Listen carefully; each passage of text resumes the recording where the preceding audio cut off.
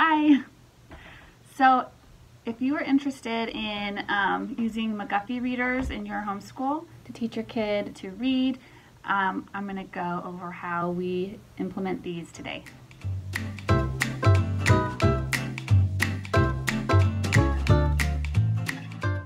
So I had actually never seen or heard of the McGuffey Readers until I signed up for the Robinson curriculum and was going through the book reading list. And the McGuffies are on there, and I have access to the printable files through the program. So when I looked at them, I thought this is going to be like so old and outdated. And I was really pleasantly surprised. I really like it. I love these. So they're really sweet, wholesome. They have a lot of good values, and I felt a lot of just continuity with people in the past, that I could still relate to these stories. And it also, they kind of like click in with like old movies you've seen, and just a lot of nostalgia, stuff that's like bygone eras, but it's nice that to kind of keep it alive, to know how it wasn't that long ago that life was a lot harder. And it's just a good reminder. It's good for kids, I think, too, to know that life was not always this cush. You know what I mean? So I start my kids with, ABCs, phonics. We love teach a child to read 100 easy lessons, and then we move into the McGuffy Primer. I went ahead, and I like these so much. I went ahead and just bought a set of used ones, and it's super cute because these ones, like, somebody had written in there, like, their address and stuff back from 1948, and I was like, this was some little boy's readers. I just thought that was really sweet, and they've lasted, like 80 years. They're still in pretty good shape. So we read through the primer, and then I made Copywork that just goes along with each of the McGuffey Readers up through I think the third one. But I just made complete lessons so that, if it takes multiple lessons for them to master one of their lessons, that they can have plenty of, they're not like rewriting the same line over and over, or they can like go on to the next line or something. So this is, lesson 8. So there was 4 lines-ish. So I start them off having them like trace one line and write one line, and then they've got like a doodle space they can draw. If they get down all the way to a doodle space, they can draw it, or if they've mastered the lesson, I'm not going to make them keep doing copy work on it. I'll just let them have this as a reward space to draw or do whatever they want. This says, draw the lamp on a stand. So that was something that was in the story. And I just tell them to try to imagine what they're reading in their mind, and then try to put it on paper to draw. So the revised editions, these are in the public domain, so you can print these off. You can find these on Project Gutenberg for free if you're not, don't have RC. But the way we would use them, like these ones, they have some practice words at the beginning, right? So I would have us go through, and it gives the diacritic symbols, like for the short O over a pond. So I like to use these and start pointing that out to them, because that's something that they'll see in dictionaries and spelling and grammar books and things like that. And I want them to start building up that knowledge base. Whereas it just has some sounds for them to go over, and they really like the pictures too. So I was just doing the primer by itself, at first, like every day with him, and the Copywork, and that worked great for a while. Then he kind of started getting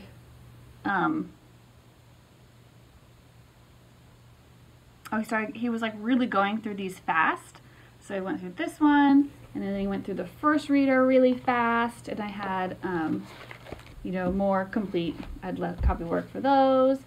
And I think I upped him to like, doing 2 lines of trace and freehand here, and it was doing really well. It was just going so fast. So like by the end of he was already into the second McGuffey Reader by the end of, or maybe 2/3 of the way through first grade.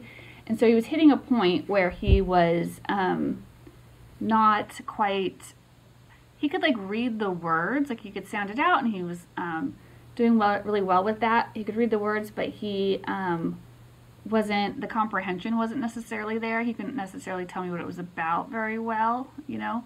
So I was like, we're just going a little too fast, and I needed to slow him down a little bit. And he also, but you know, the kids get sick of they don't want to read the same thing every single day, because I don't let him move on, right, until he's mastered it.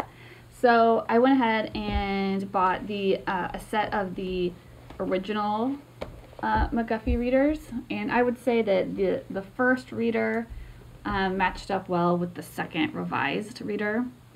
And then I started alternating, you know, Monday he would do this and some copywork, and then like Tuesday I started him out, I paired it with just like some handwriting packets that I had created, and I think like this one's like for free in my TPT store if you want it. But they would just be something with like a theme, like I wanted him to learn the days of the week, you know, so he started kind of practicing his spelling. I'd give him, you know, something to draw down at the bottom. And so this was good for his handwriting and for his, just something practical, you know. I think we did months of the year and just some other things like that throughout the year. So we were going back and forth with those two writing and reading resources. And then I was having him do some independent reading, and I'll do a separate video on that so I can talk a little bit more in detail, because he just wasn't quite ready for the RC list. But he loves books, and I wanted him to have that experience of having some time on his own and to like pick a book, and I'll share what I picked for that. And also, this year, I added a third day. So there's those formal reading lessons Monday, which is the revised lesson and copywork. Tuesday, original, and this year we moved on to gentle grammar instead, because we did all handwriting packets last year. So second grade, I'd say they're ready to start into gentle grammar, and those are free to print off from Mom Delight's website. She put them together. They're really cute. This is one that his brother did previously. I just had it at hand, but this was like the hard copy that I bought from Amazon. They were like $6 or something, so really reasonable. And so I have him now do on the second day a page of